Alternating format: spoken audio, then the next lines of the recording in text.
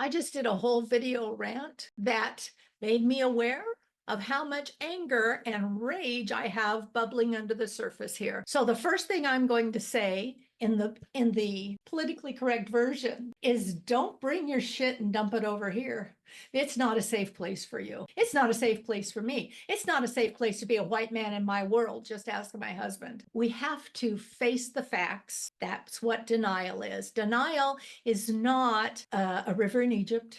Denial is a safety valve for our psychological profile that keeps us from getting overwhelmed by too much information too quickly.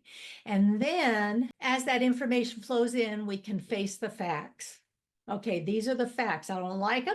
I'm not happy about them, but it's the facts. This is what I have to work with today. And those facts are going to change every day for maybe the rest of our lives. But today, day tight compartment. Keep this in a day tight compartment. It's never more than you can handle in one day. When we look ahead, it's overwhelming. When we look behind, it's sorrowful.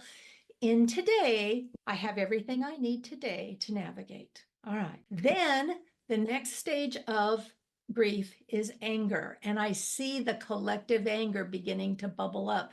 And when I talked about it, it bubbled up in me in a way that I wouldn't ever really, it's like an ugly cry. The reason why white women don't get angry and why we get depressed and go on antidepressants instead is because we're so afraid that there's so much rage buried under there that when it comes up, we're going to kill somebody. And we don't want to do that. So we think if we don't feel it, we won't let it get that far. It's bubbling in there. And in our bodies, where the head mind goes, the body follows. Suppressed rage is not going to be any better for you or for the collective than letting it out. But you have to find the ways to let it out that are going to be ultimately healing, not hurting. Clapping back at somebody who didn't vote the way you wanted them to vote is not helping because it's not going to move the needle.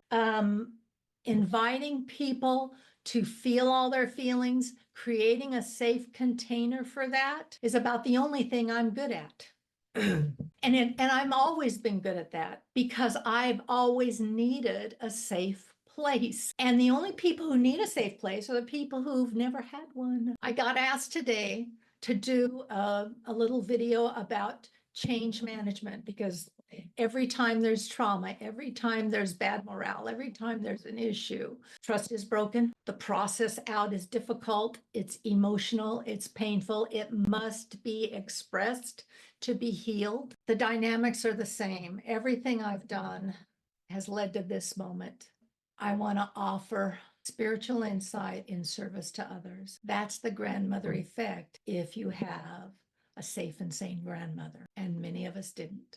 And many of us don't. Sometimes we don't because we've been alienated from our grandmothers because of our mother's choices. Sometimes we don't because our grandmothers left the planet before we knew them. Sometimes we don't because our grandmothers were so traumatized, they only knew how to traumatize another generation that traumatized us. The grief is real. The triggers are real. The trauma is real. The rage is real. And out of that rage comes your power. But your power doesn't come inside of the rage attack. That's not your power. That's the bear. The power comes after the anger and the bargaining and the depression. In acceptance, that's where the power is. We all want to run there with our, manufactured plans to make this better.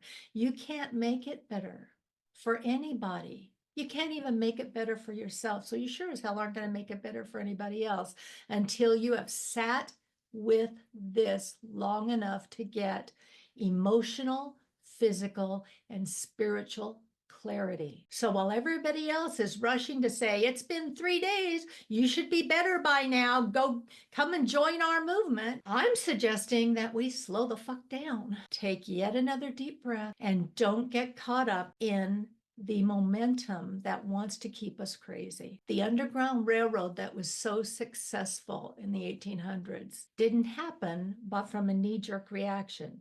It happened from a connected network of behind the scenes workers with a heart for God and a love for their fellow man and a willingness to risk it all, but secretly, privately, collectively knowing that it depended on nobody knowing, because you didn't know who you could really trust around you. And so you pull your circle of trust in really tight right now, and you pick the 2 or the 3 people that you think you can connect with who are like-minded, and together build a little community of trust to take action. Don't tell everybody what you're doing. Don't run out there and wear a blue bracelet or a red flag. Don't be stupid. That's the grandmother's wisdom for today. Be safe out there.